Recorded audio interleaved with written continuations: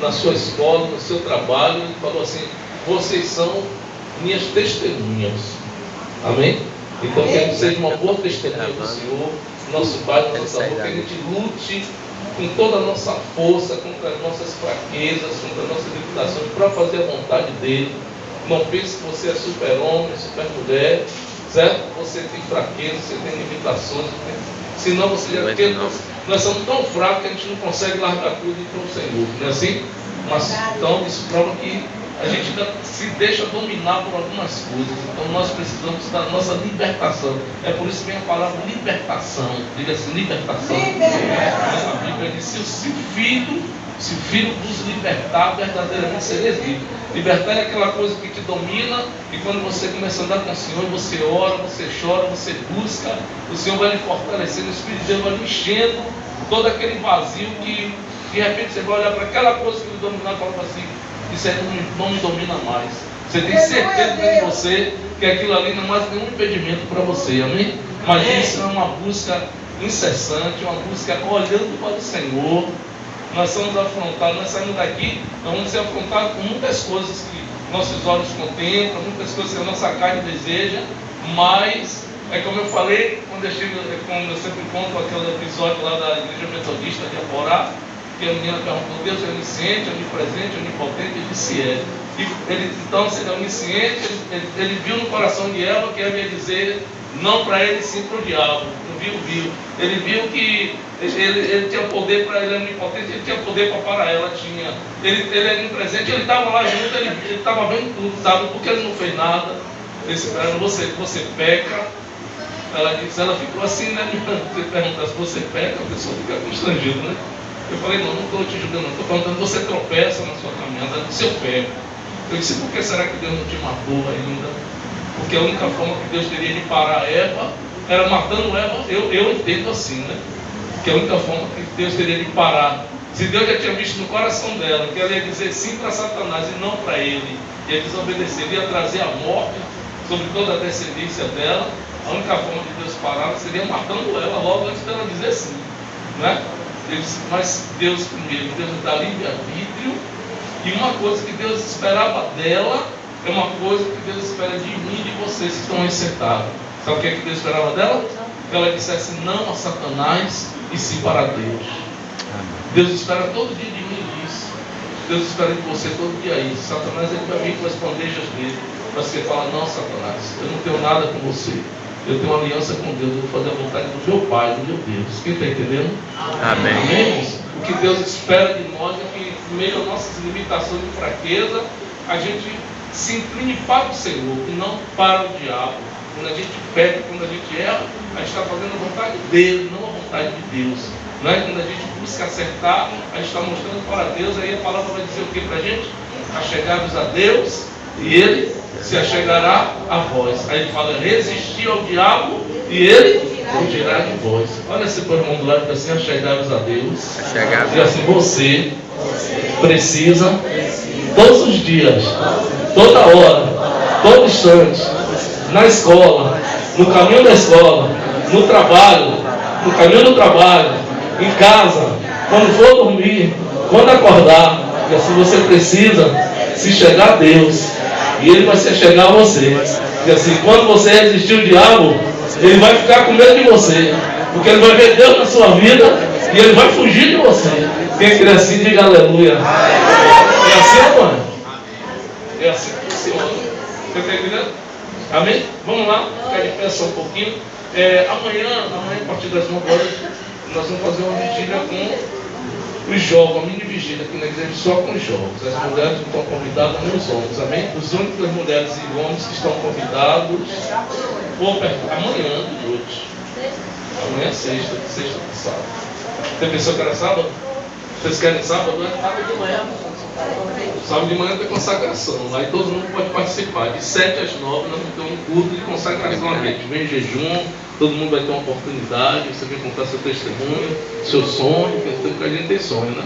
Vem contar seu sonho, sua história, vem contar sua bênção. Depois nós vamos fazer um ciclo aqui, eu vou ungir todo mundo, a gente vai orar aqui, Senhor. Amém?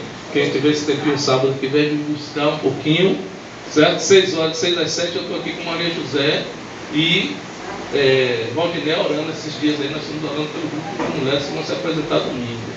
Né? Mas todas as mulheres são convidadas. Minha irmã Conceição, a senhora fica dormindo, está aí com frio, né? Está chovendo, não está vindo. Eu estou ligando assim, viu? Tá.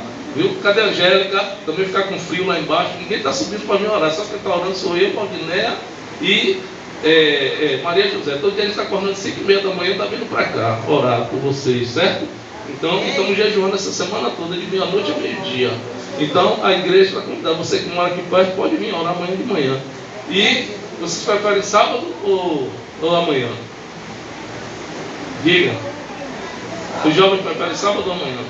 Porque sábado sai louvor, por isso que eu não vou. Então amanhã de noite e de manhã consagração. Amanhã até 11h30 mais ou menos, de 9 horas já quero todo mundo com o joelho no chão. Vou para Castelo Branco, quando eu voltar, já venho de lá cuspir no fogo para a gente.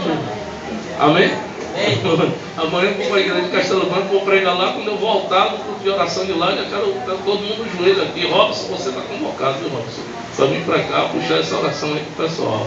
Amém? E os obreiros, Milton, quem estiver disponível, Beto, não sei, Beto você nunca está, né? Estou ligado em você. Vou cortar seu pescoço, deixa comigo. Ai, pescoço grosso, eu vou ter que arrumar uma serra bem forte, esse pescoço grosso aí. Mas Hamilton, Patrícia, se puder vir, quem puder vir dos obreiros para vir me ajudar aqui na mini vigília com os jovens. Isso é a mini vigília, porque nós estamos preparando aí uma vigília com todos os jovens do Ministério do Monte. É só o tempo melhorar aí, certo? E nós estamos já tentando fazer o primeiro encontro de jovens, para no outro ano ter congresso de jovens. Amém?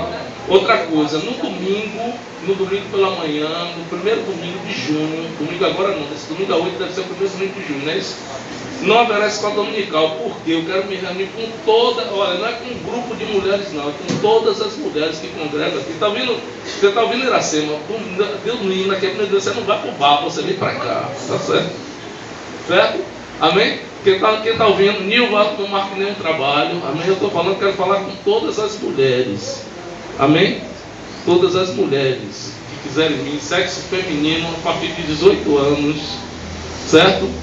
Viu, meu irmão? Venha, em nome de Jesus. Tá certo? Eu quero falar, vai ser uma reunião com todas as mulheres do ministério. Nós vamos falar sobre um encontro de mulheres que vai haver dia 14, 15 e 16 de novembro em Barra do Jacuípe, certo? Nós já locamos o lugar é muito lindo, tem piscina, tem tudo, é perto da praia. Vão ser 3 dias de encontro, vai ter pastoras lá ministrando, nós vamos providenciar ministrantes para falar tudo, casamento, sexo, tudo com mulheres, vai ter vigília, vai ter tudo lá. Vai ser assim, 2 dias que vocês vão, sexta à noite, só volta domingo à tarde, certo? Já está tudo reservado, nós vamos falar quanto qual é a forma de pagamento. Eu já dei entrada, vocês vão ter que aceitar para pagar, não quero nem saber, certo? Nós estamos com a expectativa de levar 100 mulheres. Se quiser levar a vizinha, ela tiver afim, vai. Mas no domingo a gente vai passar tudo para vocês. Nós vamos mostrar a foto aqui na tela do local, certo? Para vocês verem. É bem na entrada de Barra de Jacuípe, bem da frente da entrada do lado do Monte Gordo, mas é cada 200 metros da praia. A gente atravessa a passarela e vai para a praia. Certo? Vai ter um dia de praia, mas vai ter muito dia de oração, palestra, tem piscina, tem tudo lá para vocês. Quem nunca tomou banho de piscina, voltar com o cabelo duro de cloro, certo? Então se prepare que está na hora, né, irmão? Da gente sair um pouquinho da toca, da gente se divertir, de trabalho, dar um pau danado, né? Vai ter os dias de jejum, uma vez na semana nós vamos estabelecer o dia até novembro, vai ser o dia de jejum, provavelmente que eu vou aproveitar logo quinta-feira, que é dia de oração, então as mulheres vão estar jejuando pelo culto e pelo encontro, certo? Jejuando pelos maridos, nessa hora dá uma saudade dos maridos, eles não querem que a mulher saia, né? Entendeu? Não, para Jesus guardar, não sabe, guardar Milton, né? Debaixo das asas. Que nem fica menina, não vai levar nada. Em nome de Jesus, que o homem é crente. Amém? Então veja bem, orar pelos maridos não crentes, que eles vão ter que ficar com as crianças, certo? Os maridos vão tomar conta das crianças. A gente vai orar a Deus para providenciar quem fica com os meninos, porque é uma coisa que a gente não, dessa vez nós não vamos levar menino, certo? Depois nós vamos fazer um encontro de ônibus, depois nós vamos fazer um encontro geral de todo o ministério lá nesse lugar. Cabe 200 pessoas lá no lugar. É um lugar bacana, alojamento, tudo bacana lá, tudo. Entendeu? Quando levar a criança vai ter parquinho para a criança no local. É um lugar muito assim, agradável, calmo, certo? e a gente vai assim sair um pouquinho da igreja, se conhecer, conhecer as irmãs de outras igrejas, compartilhar, se abraçar, né? Porque diz que é para chorar com os que choram, se alegrar com os que alegram, jogar por terra a opressão, é só trabalho, casa, igreja, não, dá uma saídazinha, dá um mergulho, tá entendendo, irmão? Então, ó, a piscina lá não é funda, as velhinhas fiquem alegres, as velhinhas, certo? Pode ficar alegre, a piscina lá é 1,20 m, ele disse, não, já fiz, só 1,20 m para não ficar muito fundo, cada velhinha para não morrer afogada, certo? Então, fique tranquilo, está tudo, a gente entrou no detalhe, certo? O valor vai incluir as 3 refeições, não é um valor absurdo, só que dessa vez vai ficar um pouco apertado, porque vocês vão ter que pagar de 4 vezes. Mas já para o próximo encontro, a gente já vai distribuir um carnê lá para pagar de 10 vezes, aí fica bem levezinho, tá entendendo? Então, a gente vai preparando aí dinheiro, as coisas aí, vai orando a Deus, que é para a gente poder fazer valer esse negócio aí. Vai ser o nosso segundo encontro. Ano passado foi Praia de Tubarão, né? Lá em Paripe. Foi uma bênção. Teve gente que não foi perder, foi uma bênção. Também piscina, praia, tudo lá. Foi um dia, foi só um dia. Dessa vez nós vamos ficar 2 dias. Ok? Então, foi tão bom lá que a gente mudou, resolveu ficar mais um dia. Que um negócio bom não pode ficar um dia só, né? Não? Um negócio bom de praia, de oração, de. Entendeu? Apresentação, um monte de coisa boa. Então a gente está se preparando. Amém? Quem entendeu, diga amém. Amém. Alguém quer perguntar alguma coisa? Pergunte agora ou cale-se para sempre. Amém? Então, levanta a mão. Vamos ler a palavra, depois vamos orar. Vamos lá.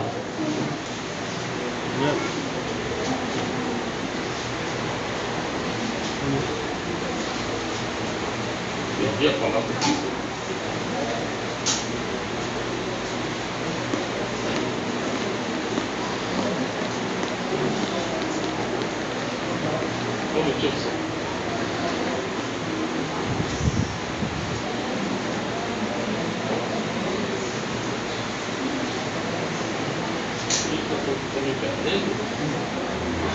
Pronto, vamos lá. 1 Timóteo, capítulo 1. Perdão, segunda carta a Timóteo, capítulo 1, a partir do versículo 3, amém? Segunda carta a Timóteo. Capítulo 1, a partir do versículo 3. Amém? Hoje Deus tem uma palavra de instrução para a gente. Amém? Deus tem uma palavra de instrução, de exortação, de renovo. Pastor, 2 Timóteo, capítulo 1, meu filho. Segunda carta do apóstolo Paulo a Timóteo, 2 Timóteo, capítulo 1, versículo 3. Amém? 2 Timóteo, capítulo 1, versículo 3. Quem achou, diga amém. Amém. Pronto, vamos lá. Quem não tem Bíblia, pesca do lado do que não tem. Diga, meu irmão, deixa eu dar uma pescada aí. Amém? Depois você compra a sua em nome de Jesus, né? Vamos lá. Dou graças a Deus, a quem desde os meus antepassados sirvo com uma consciência pura, porque sem cessar faço memória de ti nas minhas orações, noite e dia, desejando muito ver-te, lembrando-me das tuas lágrimas, para me encher de alegria, trazendo à memória a fé não fingida que em ti há, a qual habitou primeiro em tua avó Lóide e em tua mãe Eunice, e estou certo que também habita em ti. Por este motivo, te lembro que despertes o dom de Deus que existe em ti, pela imposição das minhas mãos, porque Deus não nos deu espírito de quê? De temor, mas de fortaleza e de amor, de que mais? Moderação. Portanto, não te envergonhes do testemunho de nosso Senhor, nem de mim, que sou prisioneiro seu.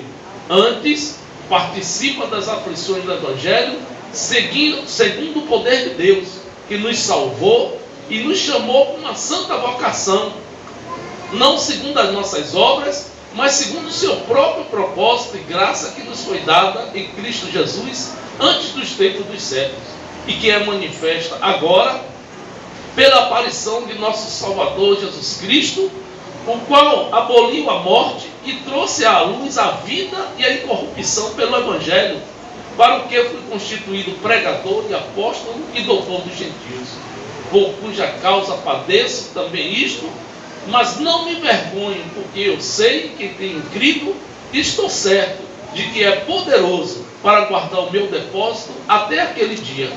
Conserva o modelo das sãs palavras que de mim tens ouvido, na fé, na caridade que há em Cristo Jesus. Guarda o bom depósito pelo Espírito Santo que habita em nós. Bem sabes isto, que os que estão na Ásia, todos se apartaram de mim, entre os quais Fígelo e Hermógenes e Hermógenes. O Senhor conceda misericórdia à casa de Onesíforo, porque muitas vezes me recriou e não se envergonhou das minhas cadeias. Antes, vindo ele a Roma, com muito cuidado, me procurou e me achou. O Senhor lhe conceda que naquele dia ache misericórdia diante do Senhor. E quanto a mim, me ajudou em Éfeso, melhor o sabes tu. Amém? Que o Espírito de Deus nos abençoe com a sua palavra. Olha para a pessoa do lado, dá um sorriso para ela, aperta a mão e diga assim: a vitória é sua, no nome de Jesus. Amém? Pode sentar. Vamos lá. Irmãos, vamos lá. Coisa interessante. Nós estamos vendo aqui essa carta. Nós conhecemos muito bem a história do apóstolo Paulo, que está lá no livro de Atos, capítulo 9. E ele se chamava Saulo antes, né? E Saulo, a palavra Saulo significa, dar o sinônimo de perseguidor. E ele, um homem desde pequeno criado, né, de uma promessa, ele é filho de um dos filhos de Jacó, das 12 tribos de Israel, da tribo de Benjamim. E ele, desde criança, como o judeu costuma, criar os filhos, ensinar os filhos a ler na Bíblia. E ele trazia toda a tradição da religião dos pais dele. E ele disse assim, e ele procurava, mesmo como jovem, Paulo na época dele, ele disse que entre os jovens da idade dele, na religião dos pais dele, no judaísmo, ele era destaque irrepreensível. Ele fala isso em uma das cartas dele. E Paulo, quando o evangelho começa a ser pregado, quando Jesus vem, ele sabia, os judeus sabiam que viria o Messias. Existia uma promessa, todos os livros do Antigo Testamento vai falar de Jesus, da vida de Jesus. E quando Jesus vem, eles não vão crer no momento. E de repente Paulo ele se torna, como ele era um homem muito fiel à lei, era um homem muito fiel a Deus, era muito fiel à tradição da religião dos pais dele, ele passa a ser um perseguidor dos seguidores de Cristo. E a Bíblia diz que um dia, depois de Jesus morto e assunto aos céus, ele levando cartas, ele era o tipo da pessoa seguinte: se ele soubesse que tinha alguém, digamos ali, em Feira de Santana, falando de Jesus, não vou dizer Feira não, vou dizer assim, se ele soubesse que tem ali em Aracaju alguém falando de Jesus, ele pegava a carta na mão do governador Jacques Wagner, para que se ele chegasse lá, alguém tivesse falando de Jesus, ele usava a autoridade por causa da jurisdição, né? De um estado para outro tem jurisdição. Ele tem autoridade para prender aquela pessoa porque estava falando de Jesus. E a Bíblia diz que em uma dessas viagens, ele levando a carta do governador na cidade, em direção à cidade de Damasco, que no caminho ele vai ter uma visão, uma aparição do Senhor para ele, e aquela aparição vai levá-lo a uma situação de cegueira. Logo em seguida ele vai começar a jejuar, já passa a crer, e Deus manda o profeta Ananias ir lá para curá-lo daquela cegueira, e ali ele já passa a ser crente em Jesus Cristo, já passa a ser uma testemunha de Jesus, tem que sair fugindo da cidade. Os judeus, o povo da religião dele, começa a chamá-lo agora de traidor. Ele tem que sair por cima do muro da cidade de noite, dentro de um cesto, e Paulo vai pregar o evangelho. Ele vai ser, na verdade, chamado o apóstolo dos gentios. Quem são os gentios? São todas as nações que não, fora Israel. E o que é que vai acontecer? E numa dessas idas dele para a cidade de Éfeso, ele passando na Macedônia, Éfeso já era uma cidade mais dentro das províncias de Roma, né? E ele vai pregar ali para aquele povo, como nós estamos pregando aqui, as pessoas vão começar a aceitar Jesus, a crer, vai começar nas igrejas, na casa, vai crescer, e de repente ele vai ver uma pessoa. Deus é assim, Deus sempre ele vê, em meio a uma multidão ele vê um. Que bom que esse um fosse você que está sentado aí hoje. A Bíblia diz que os olhos do Senhor ele fica buscando os céus da terra. Sabe por quê? Porque o Senhor falou assim: por aumentar a iniquidade, o amor de muitos se esfriarão. E Satanás, quando ele sabe que Deus, como Deus tem esse plano, ele começa a insuflar o ser humano que Deus criou contra o próprio Criador, de forma até o homem cometer coisas, a mulher cometer coisas, que provoque a ira de Deus e Deus o mate, e ele possa levar aquela alma com ele para o inferno. Satanás ele tem esse poder de levar, de nos influenciar a pecar de tal forma contra Deus, e ele fez isso com muitos, ele faz isso com pastores, comigo, com qualquer pessoa ele faz, não importa quem seja, para que seja destituído o plano de Deus, os sonhos de Deus a nosso respeito, e a gente tem que buscar entender, nós temos nossos sonhos, mas tem um projeto de Deus que ele é bem maior do que os nossos sonhos, ele tem um projeto de Deus que ele é bem mais bonito que os nossos sonhos, e a gente, talvez, por não ser criado no Evangelho, por não conhecer a Bíblia, a gente fica alheio a esse plano, a gente vê o Evangelho como religião, e não como plano de Deus para nossas vidas, você está entendendo? E na verdade, Deus fica assim olhando, buscando em meio à multidão, porque diz que Deus busca os fiéis, Deus fica catando, porque Deus sabe que o ser humano ele tem muita tendência a desobedecer, assim como Eva desobedeceu no jardim e trouxe a morte. Todos nós temos uma inclinação para o pecado, e é muito forte, a carne sempre nos leva, e mesmo a gente estando na igreja, mesmo a gente estando servindo ao Senhor, sempre somos pegos nessa falha, e a gente tem que voltar tudo de novo, tem que chorar muito, pedir perdão ao Senhor e dizer: Deus, não é isso que eu quero não, Senhor, eu quero andar com o Senhor, eu quero andar na sua presença, eu quero fazer a sua vontade, eu sou testemunha do Senhor, eu quero ser diferente pelo poder da sua palavra, eu quero que a minha fé esteja firmada na sua palavra, nos propósitos do Senhor. Nós temos que lutar contra isso e falar isso para Deus todo dia, dizer: Deus, me dê o prazer de ser seu servo, de ser sua serva, eu quero ser salvo, eu não quero morrer e sofrer o dano da morte eterna. Se existe a vida eterna, eu quero a vida eterna. Se existe um céu, eu quero entrar no céu, eu quero que o Senhor me use, eu quero cada dia mais que o Senhor me liberte, que eu esteja mais perto do Senhor, que eu esteja mais envolvido com o Senhor. Há uma necessidade dessa oração constante de cada um de nós. Quem está entendendo, diga amém. Ei, preste bem atenção. E a Bíblia diz que Deus ele fica assim catando jovens, adolescentes, homens e mulheres. Eu já vi Deus usar muitas crianças, já vi Deus usar uma criança, um garoto de 12 anos aqui, uma pessoa paralítica aí na cadeira de roda andou. Eu já vi Deus trazer um moço lá, um pastor da cidade de Itaparica, e ele colocava muitas enfermidades, as pedras da vesícula das pessoas saíam na mão dele, eu tenho tudo aí filmado. Eu já vi Deus fazer muitos milagres aqui na nossa igreja, né, através das minhas mãos também, de outras pessoas. Mas veja bem, mas eu quero me referir ainda a Paulo e Timóteo, exatamente nesse meio, aquela multidão de pessoas. Ele vai encontrar um jovem de descendência mista, um jovem de mãe judia e pai grego, né? Ele não era um judeu propriamente dito, por isso que Timóteo ele não era circuncidado como um judeu fazia com o filho desde 8 anos de idade. Mas aquele jovem, veja bem, Deus está muito empolgado com o nosso aleluia, com o nosso glória a Deus, o nosso louvor que a gente vem aqui e canta, o nosso amém. Deus não se empolga muito com isso não. Deus olha muito a nossa personalidade, o nosso caráter, e é uma coisa que só Ele sonda, só Ele vê, só Ele sabe realmente, em meio a tudo, no final de tudo, o que é que nós vamos dar para Ele. Você está entendendo? Diga seu mundo lá, Deus está preocupado com o seu caráter, diga ele aí. Pode dizer para mim, rapaz, pode dizer. Deus está preocupado com o nosso caráter. Os dons são de Deus, tudo é de Deus, mas o caráter é nosso, porque assim, os dons são de Deus, as bênçãos são de Deus, o projeto é de Deus, o chamado é de Deus, a obra é de Deus, assim, mas o caráter é meu.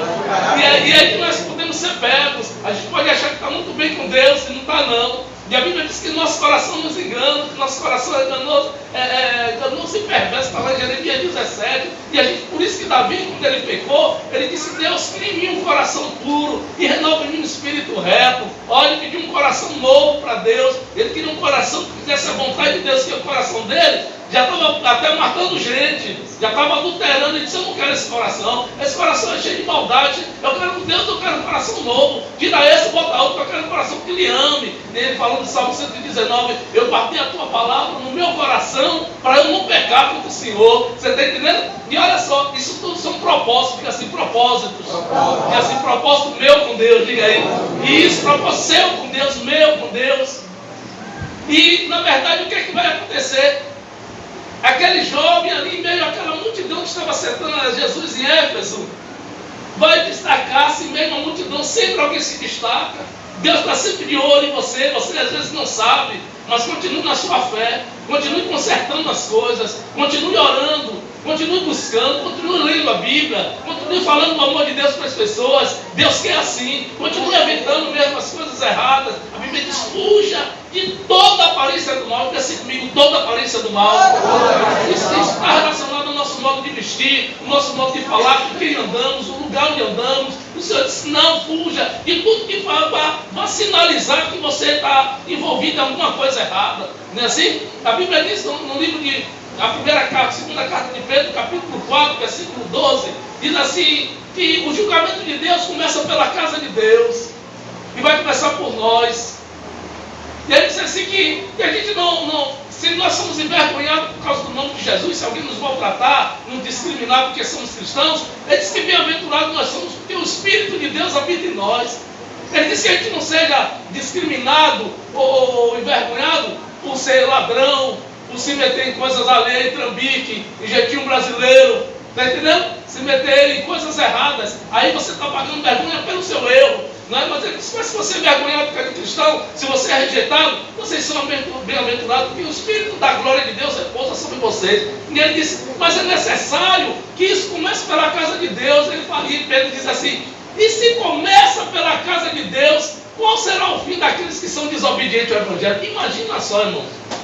Imagina, se o negócio começa a pegar com a gente aqui dentro, imagina quem está lá fora, no mundão, nas drogas, na prostituição, não consegue fazer o que ele quer, Deus não existe para ele, a vida é minha, eu faço o que eu quero. Imagina só, quando o juízo de Deus vir sobre a humanidade, o que será dessas pessoas lá? Se é para a gente é estreito, imagina para eles, né? E é exatamente isso que Deus vai encontrar, Deus vai mostrar para Paulo. Timóteo, aquele jovem, Timóteo, ele vai ser pastor, Paulo vai consagrá-lo a pastor e vai continuar a viagem. Em meio a tantas pessoas mais velhas, Timóteo tinha 21 anos de idade, era jovem, mas ele tinha uma personalidade que era destacada aqui, irmãos, na carta, muito interessante, né? Ele começa a falar aqui uma coisa interessante sobre Timóteo. Ele falou assim, ele fala aqui, ele fala aqui no versículo 4. Primeiro ele disse assim: olha, eu dou graças a Deus a quem desde meus antepassados sigo com uma consciência pura, porque sem cessar faço memória de ti nas minhas orações, noite e dia. Olha, Paulo orava muito por ele, né? Diz assim: dia e noite eu oro por você, Timóteo, porque Paulo tem uma função e cobria ele de oração. Ele disse: mas eu desejo te ver. Paulo tinha um amor, ele chamava ele de meu, aqui em outros versículos aqui da carta, Paulo chama ele de meu filho, ele tinha como um filho. Ele disse assim: eu desejo te ver e me lembro das tuas lágrimas para me encher de alegria. Então ele era um jovem, ele apesar de jovem, mas ele era um jovem que pregava o evangelho com lágrimas. Você está entendendo? Ele não fazia as coisas por fazer, ele fazia de fora. Ele era jovem, mas ele era cheio do Espírito Santo. O Evangelho estava entranhado nele. Então, quando ele via coisa errada contra Deus, ele chorava. Quando ele via a pessoa doente, ele chorava. Quando ele via a pessoa com problema, ele chorava. Ele pregava o Evangelho de Cristo, o Evangelho de compaixão, de bondade. Nós estamos pregando o Evangelho assim, irmãos? Nós estamos amando mesmo as pessoas ou nós estamos indo no automático? Nós estamos sendo crente automático. Eu vou para a igreja porque eu vou para a igreja. Eu toco ali porque eu toco, porque eu sou levita, eu sou do ministério de louvor da minha igreja. Eu estou ali. Ou será que nós somos verdadeiros adoradores? E foi que Jesus disse para a mulher samaritana lá no capítulo 4 de João: Deus é Espírito e importa que os seus adoradores o adorem como? De qualquer jeito? Ele falou: não, em espírito e em verdade. Ele espera aqui dentro da alma, diga assim: ele espera dentro da minha alma, diga assim, ele espera a adoração vinda do meu coração. É como alguém falar para você, algum homem falar para uma mulher falar para o homem: eu te amo. Ele disse: isso é uma palavra que não se pode dizer da boca para fora, até que seja um amor de amizade, mas tem que ser quando se fala de amor, tem que ser sincero, tem que ser verdadeiro. E é aquele amor que é parceiro na saúde ou na doença, na alegria ou na tristeza, na pobreza, é pau para toda a obra. Diga assim: pau para toda a obra. Você está entendendo? E olha só, que Timóteo, nós estamos vendo aqui, que Timóteo era um jovem que pregava o evangelho com lágrimas. E era isso aí que fazia ele ser diferente. Era isso que fazia Paulo confiar nele. Paulo, quando escreve essa carta para ele está preso lá em Roma. Por isso que ele vai dizer assim: portanto, não não tive vergonha do testemunho do nosso Senhor, nem de mim que sou prisioneiro seu, porque ele estava preso lá em Roma. Ele está de lá dentro da cadeia, recebendo as notícias e orando a Deus, e Deus revelando a ele o que estava acontecendo com as igrejas. E ele, toda a maioria das cartas, Coríntios, toda dele, ele faz isso preso, irmão. Ele não estava tomando lanche por aí, não, passeando de sandeiro com meu filho para ver, não, estava na cadeia, pagava-se preço muito alto para se pregar o evangelho no início. Ou você era ou não era, ou você era de oração. Por isso que quando Jesus multiplicou as coisas lá em João 6, ele falou assim para ele, que aquela turma toda foi ver ele, foi atrás dele, ele disse, vocês estão me procurando. Não é porque vocês estão me procurando, estão me procurando porque vocês viram eu multiplicar o pão e o peixe. Mas eu quero dizer a vocês que vocês não me procurem pelo pão que perece, não. O pão que perece é aquele que a gente come agora, mas a gente volta para fora, lá no banheiro, né? Ele disse, eu quero que vocês têm que me procurar pelo pão que permanece, porque eu sou o pão da vida, né? E depois Jesus fala assim para eles, olha, quem não comer da minha carne e não beber do meu sangue, não pode ser meu discípulo. Sabe o que Jesus estava dizendo para ele? Quem me servir e não estiver disposto a ir para a cruz comigo, a pagar um preço de ir lá ser crucificado comigo, não pode ser meu discípulo. Ser crucificado, segundo Paulo escreve lá em Gálatas, ele fala assim que a crucificação era pena de maldição, que Jesus ele fez maldição em nosso lugar. Ele levou, Isaías disse, ele levou a nossa maldição sobre ele. Então ir para a cruz era ser amaldiçoado, era uma morte amaldiçoada. Olha só, e a Bíblia diz, sabe o quê? Que eles disseram, aquele povo que só queria o pão e o peixe. Tem gente que vem para a igreja, ela só quer as bênçãos do Senhor, mas ela não tem um abençoador, ela não tem um mínimo de compromisso, de consideração com Deus, ela não tem um mínimo de interesse pelo chamado de Deus na vida dela, um mínimo de interesse pelo propósito. Ela vem para a igreja com Deus, mas ela cruza aí os braços no banco, irmão. Pode acontecer o que fala numa reta, numa palha, ela não entende que ela tem que servir. Diga assim, eu fui chamado para servir, diga isso. Diga assim, o meu nome é servo ou serva. Amém? Diga assim, o meu nome é servo. Diga. Serve quem serve, irmãos. E a gente fica esperando ser servido. E olha só, na verdade, quando Jesus fala assim, se vocês não estiverem dispostos a dar a própria vida, e para a cruz era dar vida, por amor a mim, vocês não podem ser meus discípulos. Sabe qual foi a resposta deles? Duro esse discurso, e começaram a abandonar o Senhor, porque o interesse deles era o pão, era o peixe. Muitas igrejas enchendo, irmão, de multidões que vão atrás de carro, de casamento, atrás de emprego, até depois que eles alcançam, tchau Jesus, péssimo testemunho, ele sai dali, pega o carro e vai para o motel, e vai para o bar tomar cachaça. É assim, ele pega o dinheiro que tem e vai cheirar cocaína, ele faz tudo o contrário, ele transforma a bênção em maldição para a própria vida dele, e Jesus não é glorificado em nada, irmão. Quem está entendendo, diga amém. Preste atenção, tem pessoas que elas são assim, irmãos, que elas não glorificam a Deus em nada que o Senhor faz por ela. Deus dá tudo, dá todas as coisas.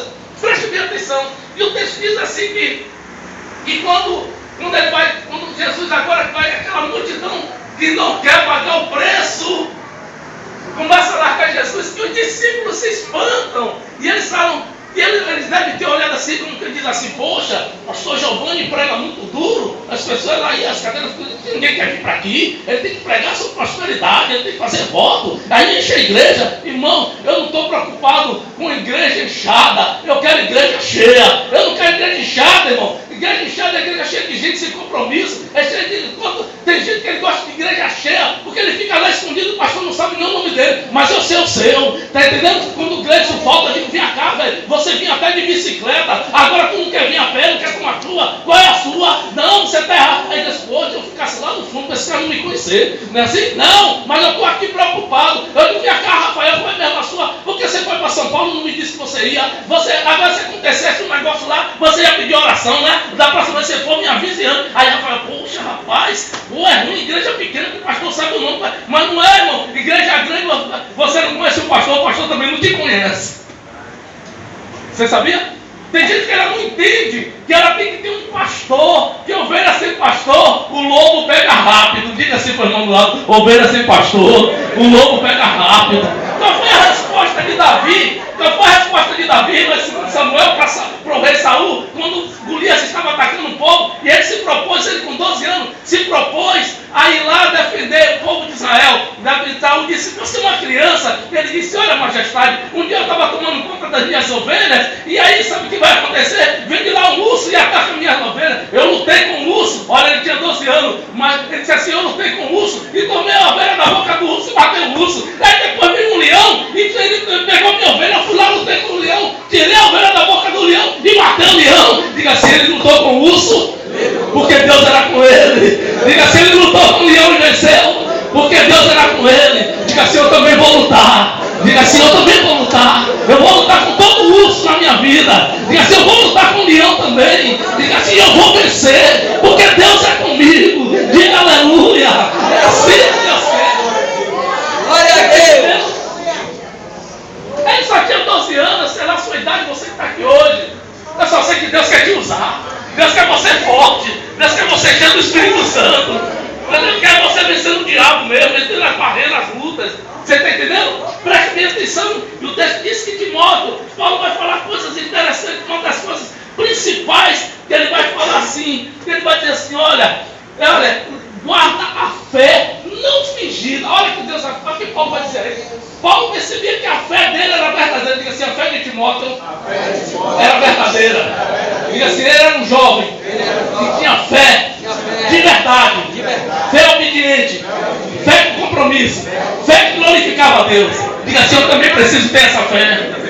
Preste bem atenção. Ele vai dizer assim, Paulo vai dizer assim, olha Timóteo, olha, traga o livro das tuas lágrimas e trago também a minha lembrança, a fé não fingida que é em ti, a qual habitou primeiro em tua avó Lone e tua mãe Eunice. Vamos lá. Outro dia eu estava falando aqui sobre maldição hereditária. Eu estava falando que eu venho de uma geração de fetichistas. Eu venho de uma geração onde meus avós paternos eram fetichistas, meu pai também, pai de santo. Eu venho de uma geração onde meus avós paternos são fetichistas e a minha mãe também era mãe de santo. E todo mundo, na minha família são 6 irmãos, só tem eu crente. Todo mundo envolvido com o caboclo pedra preta, com Exu, com Oxóssi, todo mundo envolvido lá. Todo mundo manifesta demônio. Eu também manifestava, mas Deus passou a mão forte, me arrancou de lá. Veja bem, nós estamos vendo de geração a geração, Satanás reinando na minha parentela. Parou em mim, porque daqui agora vai ser diferente. Diga aleluia. Vai ser diferente. Deus entrou agora. Assim como na sua vida, Deus entrou na sua vida. Se você não fez aliança com o Senhor, você tem que fazer. Você tem que agora chegar à vez de Deus, que assim eu preciso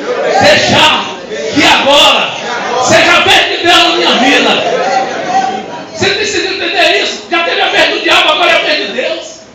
Glória a Deus! Eu sei que dá um pouco de trabalho. Eu me lembro, hoje de manhã eu estava conversando com o Diaco no carro. Eu disse, Carlos, a gente só vê que a nossa vida está torta quando a gente vai para o Evangelho. Menino, quando a gente vai para o Evangelho, é tanta coisa que tem que consertar, é tanta besteira que a gente fez, que a gente, misericórdia, é tanto jejum, é tanta oração, é tanta misericórdia, meu Deus, o que é que eu vou fazer? Deus, bota em ordem, conserta a tua casa, conserta o teu altar, porque Deus é santo, e a Bíblia diz que o caminho de Deus é perfeito. Deus não vai operar enquanto a gente não consertar, Ele quer consertá-lo, porque Ele tem coisas grandes, Ele tem coisas lindas. Diga assim, Ele tem coisas grandes para mim, diga aí.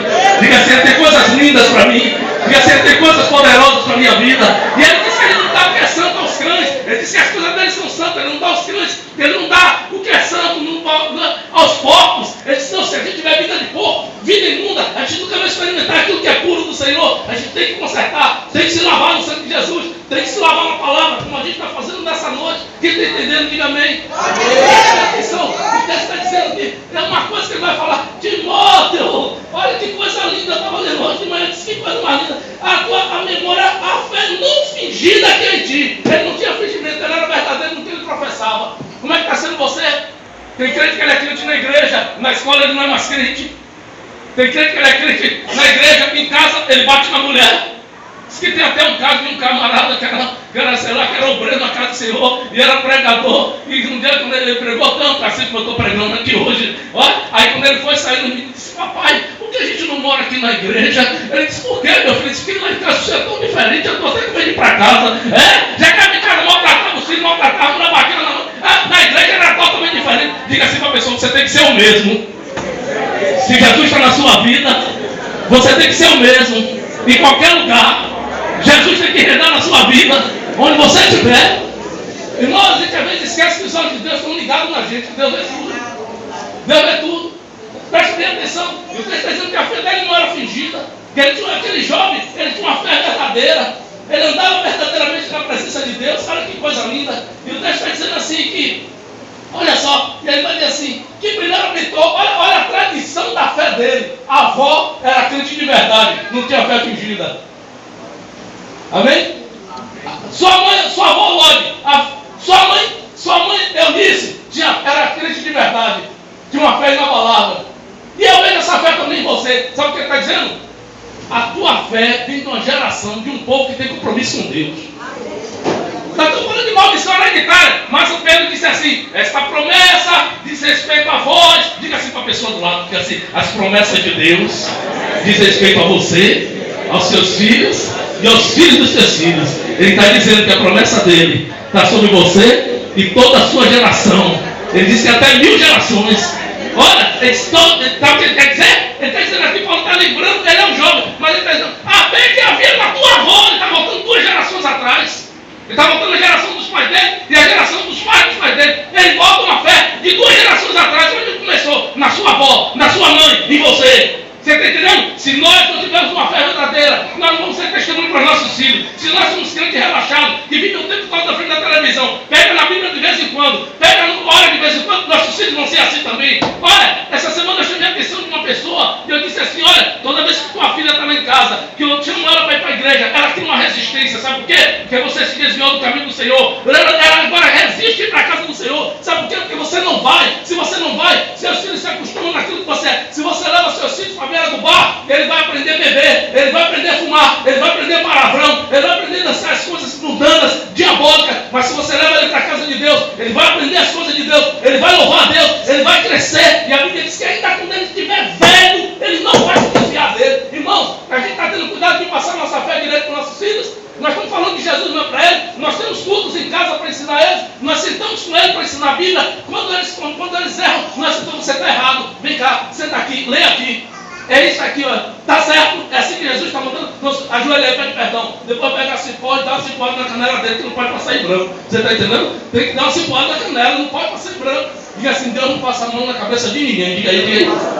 Deus perdoa, mas ele disse que a consequência é nossa. Irmão, nós estamos criando uma geração para Deus. Será que nossos filhos, quando eles estiverem já com filhos deles, os filhos deles vão poder dizer, eu sigo a fé do meu avô fulano, do meu avô Giovanni, da minha avó Maria da Paixão. Será que minha neta vai poder dizer isso?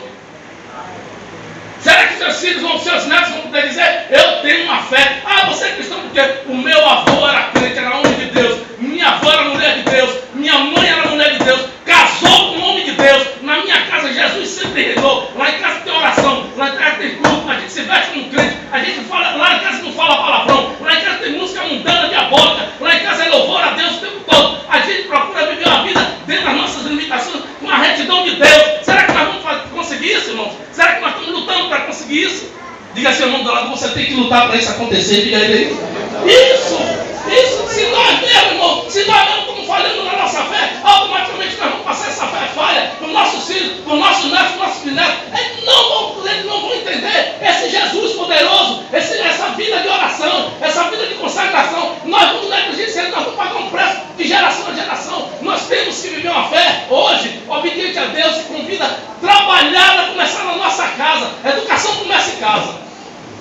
De forma, sabe como? Que quando o seu neto, o povo de Israel diz assim, nós servimos ao Deus dos nossos pais. Assim que eles falam.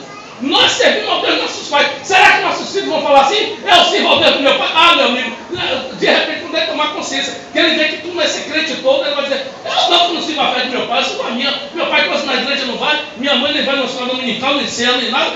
Eu sei, eu vou para a escola dominical. Minha fé não é igual a dele não, minha fé é a minha. Irmão, ele não vai querer tomar sua fé como parâmetro, nem a pau. Diga assim, a responsabilidade é grande, diga. Diga assim, o compromisso é sério. O chamado é verdadeiro. Para a minha vida. Quem está entendendo, diga amém.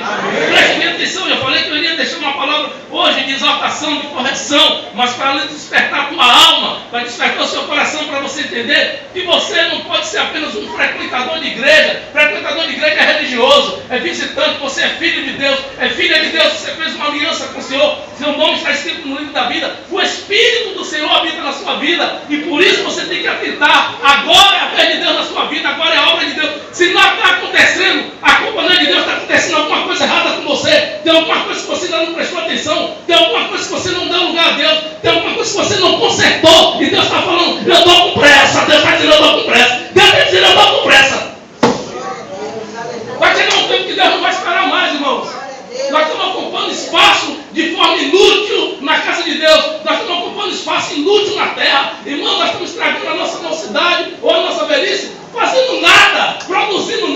disse, João capítulo 15, ele disse, eu sou a videira verdadeira, e vós sois a vara. Toda vara que dá fruto, eu limpo para que dê mais fruto. Mas toda vara que não dá fruto, eu corto e lanço fora, e ela vai secar. E quando ela secar, eu vou jogar no fogo. Eita! Tenha cuidado, diga assim, você é vara. Diga aí para ele, você é vara. Deus está dizendo, se não der fruto, eu corto, eu tiro, irmãos. Nós estamos pegando, mas nós estamos na evangelho da graça. Ninguém perde salvação, não tenha tanta certeza assim. A gente pode não perder a salvação, mas um dia nós vamos ter que comparecer diante do tribunal de Deus para prestar conta. Está lá, Romanos capítulo 14, versículo 12. Já disse, pela minha vida, diz o Senhor, que toda língua confessará a Deus, e todos os joelhos se dobrará diante de mim. Nós vamos ter que prestar conta a Deus. Deus vai cobrar o que você fez da tua vida que eu te dei. X anos, 30 anos, 35. O que trouxe para mim? Você me pediu tudo. Eu te dei carro, te dei mulher, te dei marido, te dei casa, te dei comida todos os dias. Coloquei anjos a seu favor todo dia. Te guardei. Quando você estava doente, eu te curava. Eu providenciei todas as coisas. Deus conseguiu descer seu coração na terra. E o que é que você trouxe de volta para mim? A gente vai cobrar, irmãos. Vai ser um negócio sério. Nós negligenciamos até um culto ao Senhor, até sair de casa para vir para o culto, a gente negligencia. Não hoje não, que eu estou cansado. Não imagina fazer a obra mesmo de Deus. Diga assim, eu estou em débito com Deus. Se você está, diga aí. Fazendo as coisas para Deus, achando que estamos fazendo muito. Irmãos, irmãos, a gente não tem tanto tempo, nós está fazendo nada. Eu não estou fazendo nada aqui para Deus. Eu não estou fazendo nada, irmão. Se eu acordar 5h30, dormir 11 horas da noite, acordar 5h30 de novo, como às vezes acontece, eu não estou fazendo nada para Deus. É muito pouco. Eu queria ter mais tempo. Eu queria que o dia fosse 48 horas. Está entendendo? 48 horas. Deus precisasse dormir 5. Para estar na obra, eu queria 5. Eu falo de coração, porque eu sei que eu não tenho mais nada para fazer aqui embaixo. Eu tenho mais nada, eu tenho casa, eu tenho um carro, eu tenho mulher, eu tenho filhos criados, eu tenho aposentadoria, eu tenho Deus me deu tudo. Eu tenho roupa, eu tenho sapato, eu tenho tudo. E quando eu quero mais, eu peço, Ele dá. Eu não tenho mais nada para fazer aqui embaixo. Glória a Deus. A não ser pregar o Evangelho. Aleluia. O que está lhe prendendo? Vem, Timóteo. Vem, Timóteo. O que está te prendendo? Por que você não despertou ainda? Irmãos, a gente só... Será que Deus vai ter que apertar o povo dele a vida toda? Será que a gente só vai aceitar Jesus verdadeiramente pela dor? Será que se havia uma doença? Como eu vi o irmão Jessé falecer com câncer de intestino, estava pregando, mas ele pregava o Evangelho. Aí o evangelista Jessé, e ele chegar assim para mim, com aquele câncer de intestino, ele passa a ter 35 quilos de peso. Imagina um homem com 35 quilos, sequinho na cama, e aí ele vai dizer para mim, pastor Giovanni, na verdade, o meu coração não está mais nada na terra, eu estou no céu, qualquer hora que Deus quiser me levar, Ele pode me levar, porque ele sabia que ia morrer. Ele sabia que ia morrer, ele perdeu mais de 60% do intestino dele com câncer. Ele disse, não tem mais nada, o que é que eu vou fazer? O que eu tinha de fazer, pastor? Eu já fiz, o que o senhor tiver de fazer, viu, pastor? Faça, porque vai chegar a hora que você vai querer fazer e não vai poder. Diga seu irmão do lado, vai chegar a hora que você vai querer fazer e não vai poder. Mas a hora é agora. Diga assim, a oportunidade é essa. Descruza o braço. Diga, olha para ele aí, diga assim, descruza o braço. Desça do muro como Rabi desceu. Sai da caverna como Deus mandou Elias sair. Diga, vai fazer a vontade de Deus. Aleluia. Glória a Jesus. Irmão, a Bíblia diz que há tempo para todas as coisas que se faz debaixo da terra. E Deus está cobrando esse tempo de mim. Eu estou começando a orar de novo. Eu digo, Deus, o Senhor está cobrando o tempo de mim de novo. Deus me fez promessas que ainda não se cumpriram. E Deus não pode cumprir o que eu estou pedindo Deus de fazer. Deus está cobrando de mim pressa. Deus está cobrando de você nessa noite. Ei, você já fez o que você tinha que fazer. Agora é minha vez. Deus está dizendo, agora é minha vez na sua vida. Eu tenho uma obra a realizar na sua vida. E você não pode me pedir porque eu sou Deus. Olha, Salomão disse, Deus está no céu e você está na terra. Para lá Eclesiastes 5. Deus está no céu, sejam poucas as tuas palavras, porque Deus está no céu e você está na terra, irmão. Cuidado com nossos anseios de alcançar, de querer, de vestir, de comer, de conquistar. Olha a obra de Deus. O Senhor disse primeiro o reino. E se a gente deixou para trás, está na hora da gente começar a ler Bíblia, começar a compreender. Aquele jovem, eu creio que ele passou a vida dele toda servindo a Deus. Jovens como ele, como Josué, Caleb, como Jeremias, como Davi, cediam na obra de Deus, irmão. E nós estamos aqui, ó, com a cara para cima. Ei, você tem dons. Olha que Paulo vai tentar para ele. Paulo, a palavra de Deus também, já vou terminar. Só mais 10 minutos que a gente vai orar. Olha só, ele fala aqui. Porque Deus não nos deu espírito de... Na verdade, em outro termo diz assim, ele fala aqui, Deus não nos deu espírito de temor. Na verdade, em outro termo diz assim, Deus não nos deu espírito de covardia. Diz assim, porque Deus não nos deu espírito de covardia, mas de fortaleza, e de amor, de moderação. Está entendendo? Ele disse assim, olha, por esse motivo te livro, te desperte o dom de Deus que existe em ti, pela imposição das minhas mãos. Olha só, ele não está falando apenas do chamado pastoral. Você tem dons, você está sentado aí. Aqui na igreja tem motorista, que a sua profissão pode ajudar na obra de Deus. Aqui na igreja tem mulheres que costuram bem, que a sua profissão pode costurar, pode ajudar na obra de Deus. Aqui tem um professor de educação física, Rafael, que está formando, Reinaldo, que é formado em educação física, que podemos trabalhar na obra de Deus. Podemos fazer projetos na rua, atrair crianças, jovens, adolescentes, sim ou não? Podemos, mas a gente não está orando para um chamado. Deus vai me chamar, Deus me ilumine, me dá uma ideia, eu quero ganhar almas. O que é que eu faço? Deus, eu não sou pregador ali na frente, mas o Senhor pode me dar uma maneira das pessoas se chegarem a mim e eu falar do Senhor para eles, eu levo eles para a igreja. Tem mulheres que cozinham bem, e pode muito bem. Nós ficamos sempre esperando sair do altar a ideia. Nós ficamos sempre esperando sair do altar a ideia. Não, você está sentado, você tem ideias. Você quando estava na escola, você dançava quadrilha de São João. Você participava de festival de música. Você participava de peça na sua escola. E não precisava o professor mandar não. Você bebia lá, você mesmo queria participar. E na casa de Deus, por que você não usa os dons que tem em você para a obra de Deus? Porque ficamos voando com a cara para cima. Podemos fazer um teatro evangélico, podemos fazer danças para o Senhor, podemos fazer na rua, podemos fazer projetos, podemos sim, mas todo mundo cruza o braço. E Deus está dizendo, olha aqui, Timóteo, Timóteo, desperta o dom que é em ti, desperte o dom que é dentro de você. Deus lhe deu dons. Estamos ficando preguiçosos, descuidados, queremos que Deus traga as almas. Deus não disse que é para... eu trago as almas, Deus disse, vai e pregue. Deus mandou a gente ir buscar. E Deus está dizendo, use a inteligência que eu lhe dei meu espírito, use os dons que eu te dei. Você sabe costurar, você sabe fazer teatro, você sabe lavar, você sabe fazer isso, você sabe fazer aquilo. Use isso aí. Use e comece a convidar as pessoas para perto de você. Ensine a elas, tire um tempo. Vocês estão preocupados com vocês mesmos, mas porque vocês estão ansiosos por tanta coisa. Eu sei o que você precisa antes de você me pedir. Está escrito assim no Evangelho. O Senhor disse, eu sei toda a sua necessidade. O vosso Pai Celestial sabe toda a sua necessidade antes de você pedir. Ele disse, os passarinhos não fazem nada, mas não falta cuidar para ele. Olha o lírio do campo. Nem Salomão em sua glória se vestiu como ele. E Deus não vestirá muito mais vocês, homem de pouca fé. A nossa fé está falhando, irmão. A nossa fé está pequena. A nossa fé está negligente. Está em baixa, está em baixa. Está em baixa, irmão.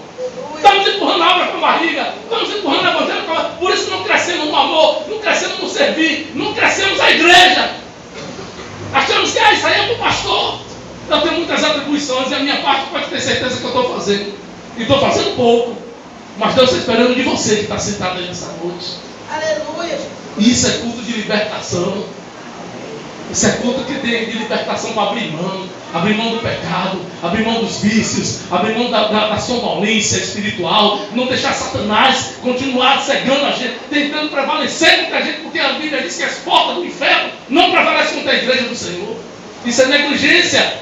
E Deus está dizendo, olha Timóteo, desperta o dom que é em você pela imposição das minhas mãos. Ele diz assim, participa das aflições, ele fala dizer, participa das aflições do Evangelho, segundo o poder de Deus, que nos salvou e chamou com uma santa vocação, não segundo as nossas obras, mas segundo o seu próprio propósito e graça, que nos foi dado em Cristo Jesus, antes dos tempos dos séculos, que é manifesta agora pela aparição do nosso Senhor e Salvador Jesus Cristo. Olha só, ele disse assim, e eu padeço, eu fui constituído pregador do gentil, eu padeço por essas coisas, mas eu não me envergonho do Evangelho, porque eu sei que eu tenho crido. Você tem tido vergonha?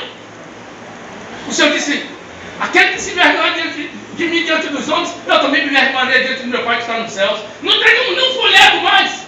Viemos para a igreja com a mão vazia, saímos daqui com a mão vazia, e uma hora para a gente receber uma mensagem dessa, e está aí com o bolso cheio de folheto, já ir para casa, qualquer pessoa, boa noite, olha, deixa eu te dar uma palavra para você ler antes de dormir, Jesus te abençoe, chega em casa,